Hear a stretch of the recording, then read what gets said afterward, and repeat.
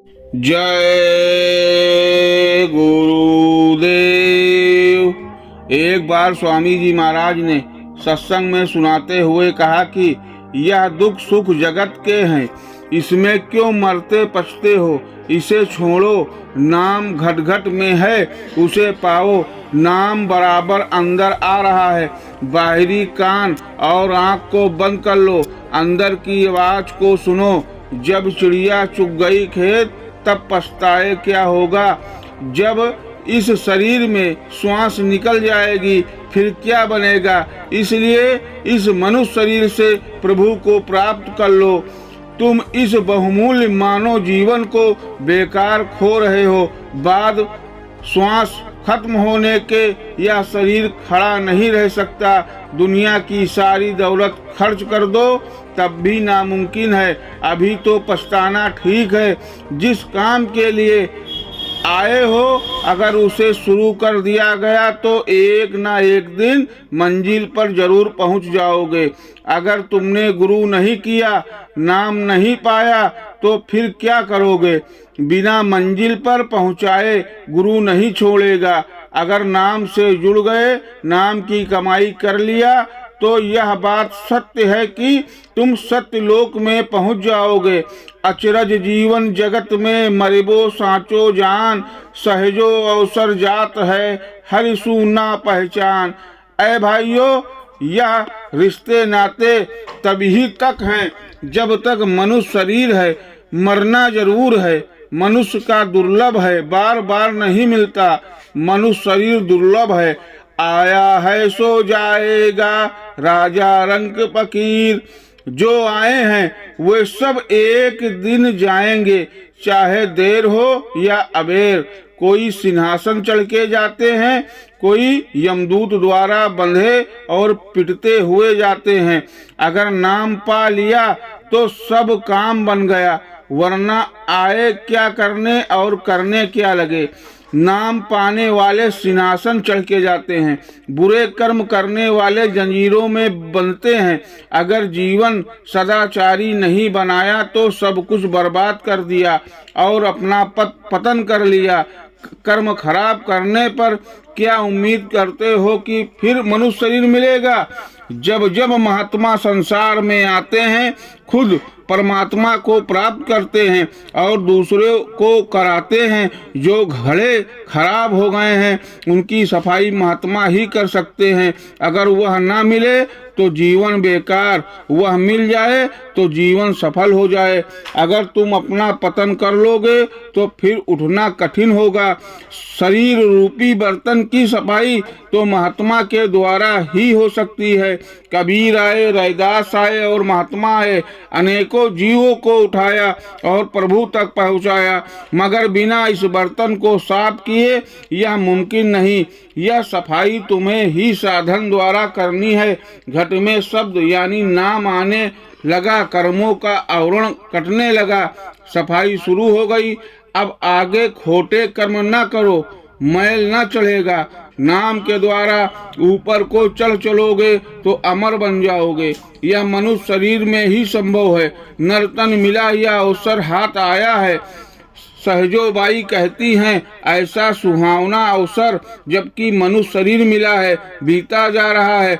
अगर इस बार तुमने हरि को नहीं पहचाना तो कब पहचानोगे। लंबे होने पर क्या करोगे। उस समय तो भगवान का नाम भी याद आता है। जन्म भर तो चोरी किया, अनाचार और पाप किया, अंत समय राम नाम कैसे लोगे। जन्म जन्म मुनि जतन कराही, अंत राम कहीं आवत नाही। जो लोग जन्म जन्म भर राम राम कहते हैं, अंत समय वह भी नहीं कह पाते। औरों की कौन कहे, क्योंकि वह अवसर दुख का होता है।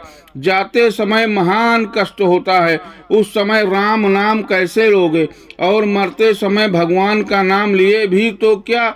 जिसका तुमने जन्म भर अभ्यास किया है वही शकल याद पड़ेगी, वही तुम्हारे सामने खड़ी होगी। जो लोग साधन करते हैं उन्हें बाहर की चाहे जितनी तकलीफ हो, मगर होश में जाते हैं। सूरज शब्द अभ्यासी मरते समय कभी गफलत में ना होगा। महात्मा घर घर से लोगों को बुलाते हैं और यही पाठ पढ़ाते हैं कि होश में आ जाओ। वह कहते हैं कि इन अनमोल श्वासों को क्यों बर्बाद करते हो? मरना जरूर है, अवसर जा रहा है, इसको बर्बाद ना करो। नाम तुम्हारे पास है, उससे जुड़े रहो। अगर नहीं मालूम हो तो महात्मा के पास जाओ, जिसकी आत्मा जगी हुई होगी तुमको भी जगा देगा। 3 बातों को याद रखो, मरना जरूर है, अवसर जा रहा है या फिर नहीं मिलेगा, इसको बेकार मत खो। परमात्मा का नाम तुम्हारे पास है, इसे पकड़ो। अगर नहीं मालूम तो महात्मा के पास जाओ, जिसकी आत्मा जगी हुई है वह तुमको भी जगा देगा। जग से या जग में पगा, जग संग दीन्हे प्राण। राम तजे जग सूरचे, सहजो निश्चय हान। तुम जग में जब से आए इसी में लगे हुए हो। दुनिया में कुटुंब परिवार और समाज को जोड़ रहे हो और उसी को जोड़ते जोड़ते मर गए। कभी प्रभु को याद भी नहीं किया।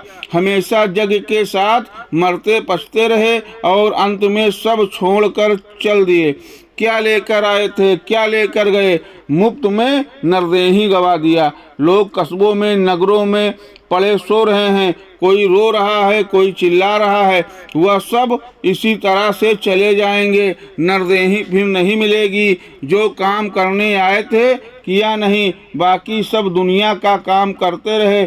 जिस रास्ते से मरने का काल खींच कर ले जाता है उसी रास्ते जीते जी क्यों नहीं निकल जाते?